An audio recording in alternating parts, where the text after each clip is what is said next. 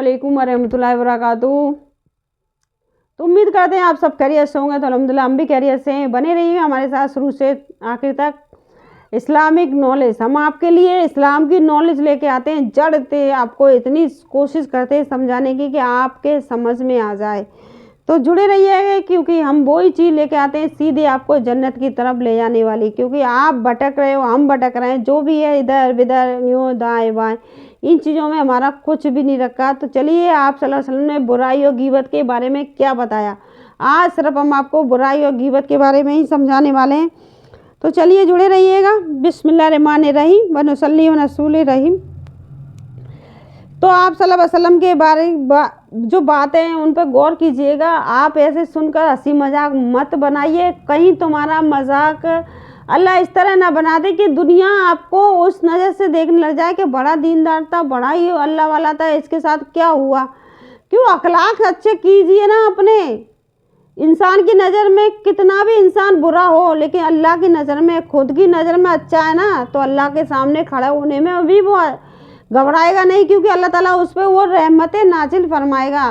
तो चलिए, बिस्मिल्लाहिर्रहमानिर्रहीम। नबी करीम सल्लल्लाहु अलैहि वसल्लम से किसी ने दरियाफ्त किया कि गीबत क्या चीज़ है, तो हुजूर सल्लल्लाहु अलैहि वसल्लम ने फरमाया कि किसी की पचे पुश्त पीठ पीछे ऐसी बात करनी, यानी किसी के पीठ पीछे ऐसी बात करनी जो उसे नागवार हो, यानी ऐसी बात करनी किसी के पीठ पीछे जो उसे नागवार हो। जो भी कहनी है मुंह पे कहिए, साफ कहिए। आपको डर लगता है किससे? बंदों से, खुदा से नहीं लगता डर। तो चलिए आगे जानते हैं।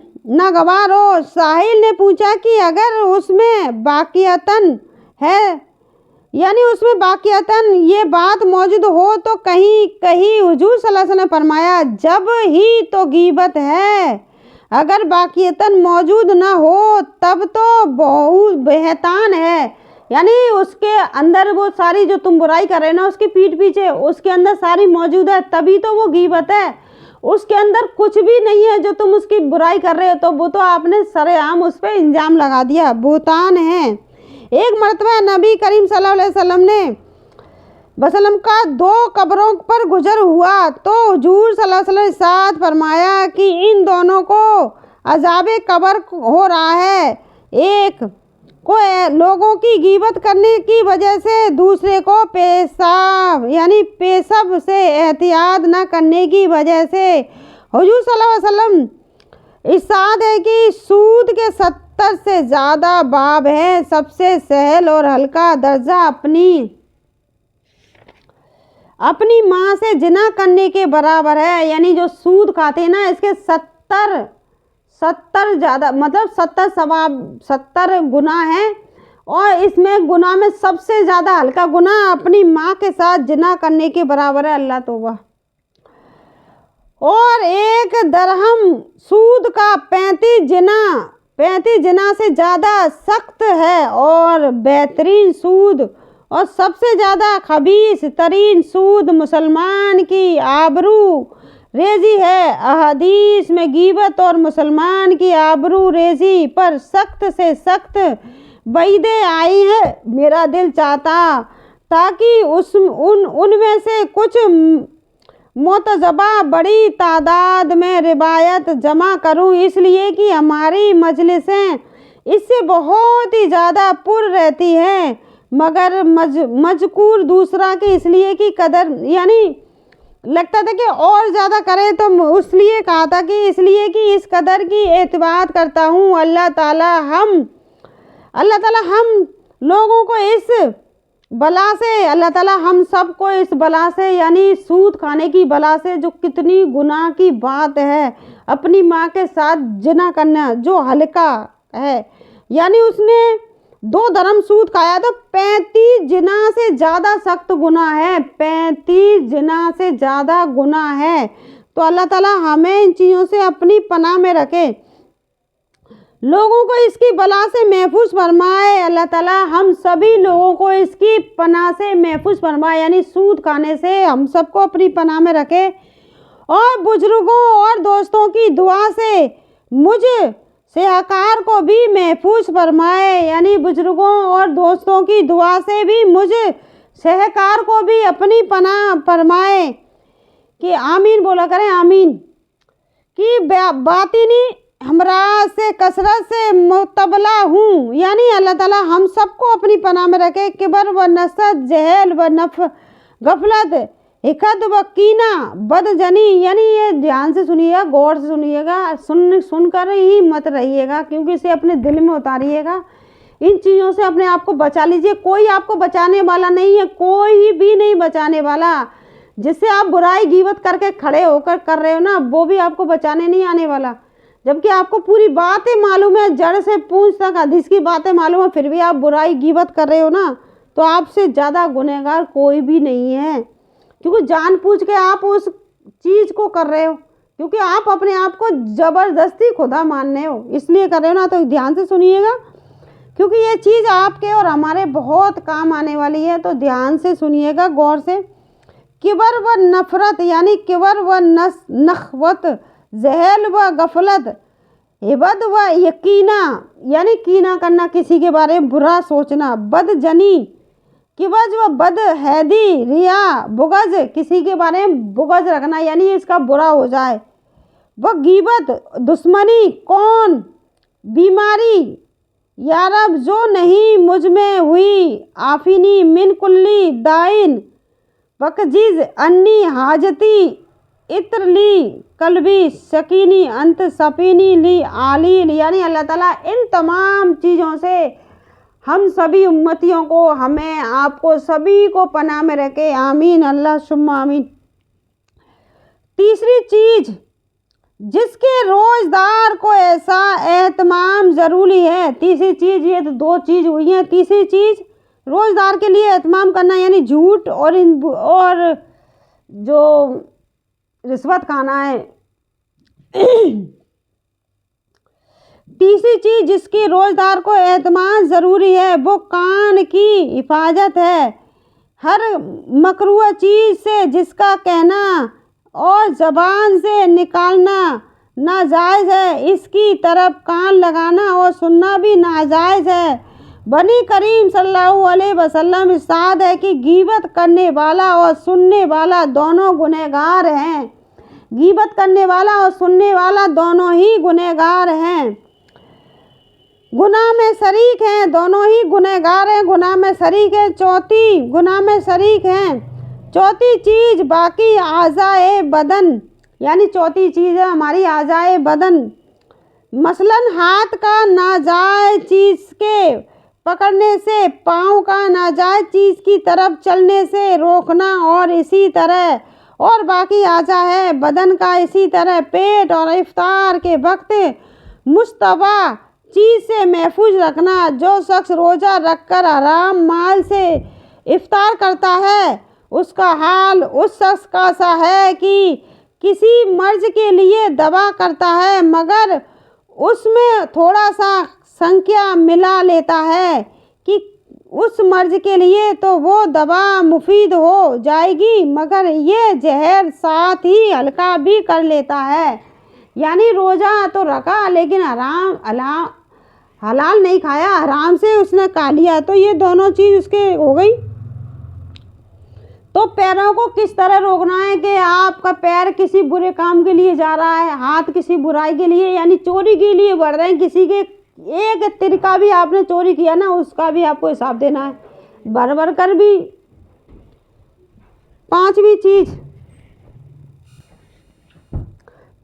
चीज़ इफ्तार के वक्त हलाल माल से भी इतना ज़्यादा ना खाना कि शिकम शेर बहुत ज़्यादा हो जाए, इसलिए कि रोज़े की गरज इससे फौत हो जाती है। रोज़े की गरज इससे फौत हो जाती है। इतना भी मत खाओ, हलाल है आपका माल, फिर भी इतना मत खाओ, खाए जा रहे हो, तो इससे रोज़े की फौत हो जाती है, यानी रोज़े की फौत हो जाती है।